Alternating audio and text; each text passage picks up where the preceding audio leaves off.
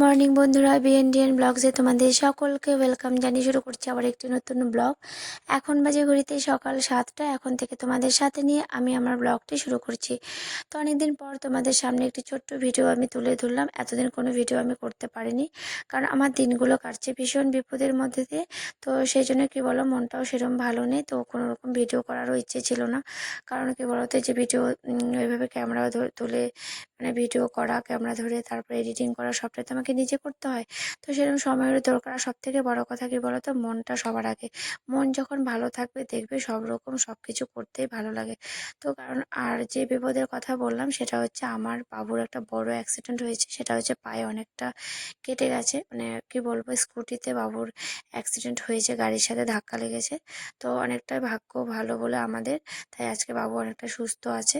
তো প্রথমে আজকে প্রায় 10 দিন মতো হয়ে গেছে, তো অনেকটা 8টা মতো সেলাই পড়েছে। তো হাসপাতালে প্রায় 3 দিন ছিল, 3 দিন বাদে আমার এখানে নিয়ে এলাম। তারপর আজকে 10 দিন মতো হয়ে গেল। কাটার কথা ছিল 7 দিনের মধ্যে সেলাই, যেহেতু বাবুর কাটাটা অনেকটাই বড়, তো অনেকটা ডিপ করে কেটেছে, তো 8টা মতো সেলাই পড়েছে। সেজন্য ডাক্তার বলল এই প্রায় 10-12 দিন পর, 14 দিন পর সেলাইটা কাটতে বলেছিল। তবু যেহেতু আজকে 10 দিন হয়েছে, তবু বলেছে যে 10 দিন পর একটু ডাক্তারকে দেখানোর জন্য। তো আজকে 10 দিন মতো হয়ে গেছে। তো আজকে সকালবেলা যাবে ডাক্তারের কাছে, গিয়ে ডাক্তার যা বলবে সেই হিসেব করে সেলাইটা কাটতে হবে। তো দেখো, এদিকে আমি কথা বলতে বলতে বিছানাটাও তোলা হয়ে গেল। আর সকালবেলা উঠে প্রথমে গাছে জল দিয়ে নিলাম, কারণ ওতে আগের দিন ঝড় হয়েছিল বলে গাছগুলোকে নিচে নামিয়ে রেখেছিলাম। আবার সকাল সকাল উঠে ঠিক জায়গা মতো গাছগুলোকে আবার রেখে দিলাম।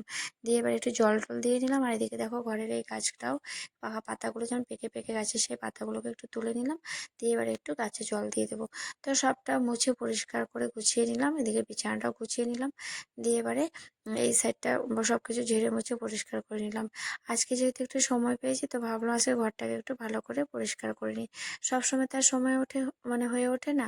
তো এবারে কি বলতো, যতই ভাবি যে করব, যতই কাজ করতে যাই, মনটা পড়ে থাকে সেই বাবুর দিকে। কারণ টাইমের ওষুধটা আবার সে ঠিক বাবুর দিকে তাকিয়ে দেখছে, এদিকে ঘড়ির দিকে তাকাচ্ছি। কারণ টাইমে টাইমে খাওয়াটা দিয়ে তো টাইমের ওষুধটা বাবাকে দিতে হবে। তো সেই জন্য কি বলতো, কোনো রকম কোনো কাজ করতে যেন ভালো লাগতো না।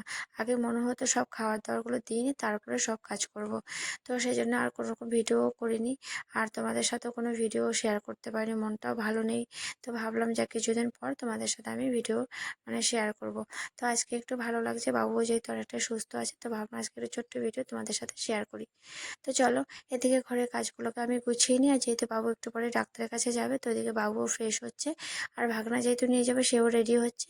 তো এদিকে আমার বর আবার চা খেয়ে ডিউটি চলে গেল। মা আবার তাকে চা বানিয়ে দিল। সে সকাল সকাল উঠে আবার ডিউটি যাওয়ার জন্য রেডি হয়ে গেছে। তো সে ডিউটি বেরিয়ে যাচ্ছে ওদিকে। আর এদিকে আমি ঘরের কাজগুলোকে সেরে নিচ্ছি। যেহেতু বাবান সোনাকে মা ঘুম পাড়িয়ে দিয়েছে, এবারে যতক্ষণ সে ঘুমিয়ে থাকবে এদিকে কাজগুলো আমি করে নিই। আর বাবান উঠলে এখন বাবানের দায়িত্ব কি বলতো, তার মাম্মুর আর তার দিদুনের, তারা দুজনে মিলে তার দায়িত্ব পালন করছে। আর এদিকে আমি আমার বাবুর দায়িত্ব পালন করছি। তো এই হয়ে সবকিছু মিলিয়ে আর কি কাজ হচ্ছে সংসারের। তো চলো, এদিকে ঘর দোরগুলো ভালো করে মুছে নিচ্ছি। আর এদিকে আজকে দিদি আসবে, সেও রান্নাঘরে চলে যাবে রান্নার কাজে। কারণ ও আগের দিন আমাকে বলেছে তুই আজকে রান্না করতে হবে না, আমি গিয়ে রান্না করব। তো সেক্ষেত্রে আমি রান্নাঘর থেকে একটু ছুটি পেলাম। যখনই ওই বড়দি আমার আসে, তখনই সত্যি কথা বলতে কি বলতো, আমাকে আর রান্না করতে হয় না, সে এসেই ওই রান্না করবে।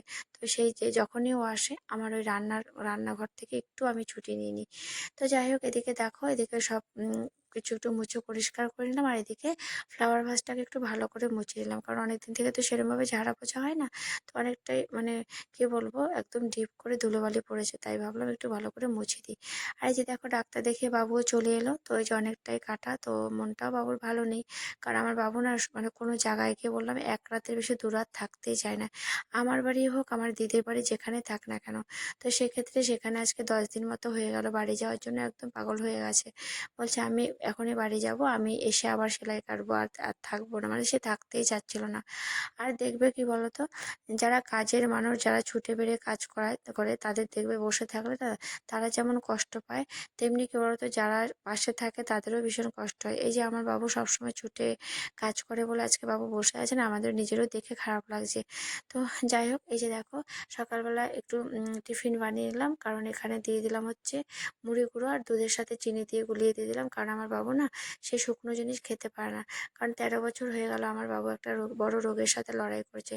যেহেতু বাবু আমার ঝাল খেতে পারে না, গলাতে সমস্যা, তো সেই জন্য ঝাল ছাড়া বাবুকে তরকারি রান্না করে দিতে হয়। আর এদিকে যা দিব সেটাই হচ্ছে লিকুইড, একদম পাতলা করে দিতে হয়।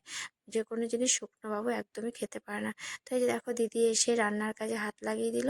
তো এসে চা ফা খেয়েছিল, খেয়ে দিয়ে তো এই যে এদিকে রান্না শুরু করে দিয়েছে। আর এদিকে আমার মা আর ভাগনা বউ মিলে তারা সবজি কেটে দিচ্ছে। মানে আজকে আমার রান্নাঘরে এই দিকটা একদমই, মানে কি বলবো, রাস্তাটা বন্ধ হয়ে গেছে। কারণ আমি আজকে একদম পুরোপুরি রান্নাঘর থেকে বেরিয়ে এলাম। সকালবেলা প্রথমে একটু আমার দিদি ঢোকার আগে আমি একটু ফেনা ভাত করেছি, কারণ আমার বরের আবার দাঁত তুলেছে। তার জন্য এবার আলাদা করে দেখো ফেনা ভাত করে নিলাম। সব সবজি মিলিয়ে সে তো একদম গলা ভাত খাবে, কারণ সে একটু শক্ত ভাত খেতেই পারবে না, যেহেতু দাঁতটা তুলেছে। তো সেই জন্য তাকে ওইদিকে গলা ভাত করে দিয়েছি, একটু ঘি দিয়ে সব সবজি মিলিয়ে দিয়ে দিচ্ছি। সে ফোন করে বললো যে আমি গিয়ে খেয়ে বেরিয়ে আসবো, সময় নেই। তো আমি তাড়াতাড়ি করে ভাতটা রেডি করে নিচ্ছি। তো চলো, এদিকে খাবার রেডি, সেও চলে এসছে, তাকে খেতে দিয়ে দিলাম। এই যে দেখো সে খাওয়ার আগে আগে ছেলেকে একটু খাইয়ে দিয়েছি। যখনই খায় ছেলে মেয়েকে মুখে না তুলে সে আর মুখে তুলে না। তো দাঁতের সমস্যা, দেখো অনেক কষ্ট করে সে খাচ্ছে। তো এই যে দেখো এখানে খেতে বসে পড়েছে। আর আমার ছেলেকে দেখো তার মামুকে আর দিদুনকে বলছে তার বাবা তাকে খাওয়াচ্ছে। আর এই যে দেখো বাবুর জন্য তো ঝাল ছাড়া তরকারি করেছে, কারণ বাবু ঝাল খেতে পারে না। আর এদিকে লাস্ট রয়েছে চিকেনটা, আজকে চিকেন হয়েছে, সেই চিকেনটা করলে রান্না শেষ। তো আমি আবার বললাম আজকে অনেকদিন পর তুই রান্না করছিস, একটু শান্তিতে খাবো। সেটা শুনে আমার দিদি হাসছে। তো এই যে বাবুকেও খেতে দিয়ে দিলাম। বাবুর জন্য চারাপোনার ঝোল হয়েছে, পাতলা করে একদম ঝাল ছাড়া। আর এদিকে দুধ দিয়ে ভাত খাবে, কারণ আমার বাবু ঝাল খেতে পারে না। ওই যে বললাম অনেক একটা বড় রোগের সাথে আমার বাবু লড়াই করছিল এতদিন। তো আজকে 13 বছর হলো, অনেকটাই সুস্থ। কারণ কি বলতো, আমার বাবু না মনের অনেকটাই জোর, মনের জোর আছে বলে আজকে আমার বাবু এখনো অনেক সুস্থ। তো এই যে দেখো, যদিও ঈশ্বরের আশীর্বাদ তো আছেই, তার মধ্যেও সব মনেরও জোরেরও দরকার। তো সব থেকে বড় কথা সেটা হচ্ছে ঈশ্বরের আশীর্বাদ, মায়ের আশীর্বাদের জন্য আজকে আমার বাবু অনেকটা সুস্থ। তো এই যে বাবুকে দুধ দিয়ে একদম ভাতটাকে নরম করে দিয়েছি। আর এদিকে মাছের ঝোল দিয়ে খেয়ে নেবে, তারপরে দুধ দিয়ে ভাত খাবে। আর এই যে দেখো আমার ছেলেকে মা খাইয়ে দিয়েছে। আর এদিকে গোপু সোনাকে আমার মানে মা, আর এক মানে শাশুড়ি মা গোপু সোনাকে দিকে, যেহেতু আমাদের 3 বেলা দিতে হয়, তো সকালে দিয়েছে, এখন আরেকবার দিচ্ছে। আর এদিকে আমার আমার গোপু এই আরেক গোপু সোনাকে এদিকে আমার মা খাইয়ে দিচ্ছে। তো আমার বরেরও খাওয়া দাওয়া কমপ্লিট, সেও ডিউটি বেরিয়ে যাচ্ছে। তো ভিডিওটা এখানেই শেষ করছি। যদি ভালো লাগে অবশ্যই লাইক করো, কমেন্ট করো, আর আমার চ্যানেলটিকে সাবস্ক্রাইব করে আমার পাশে থেকো। তো সবাই সুস্থ থেকো। Thanks for watching, tata.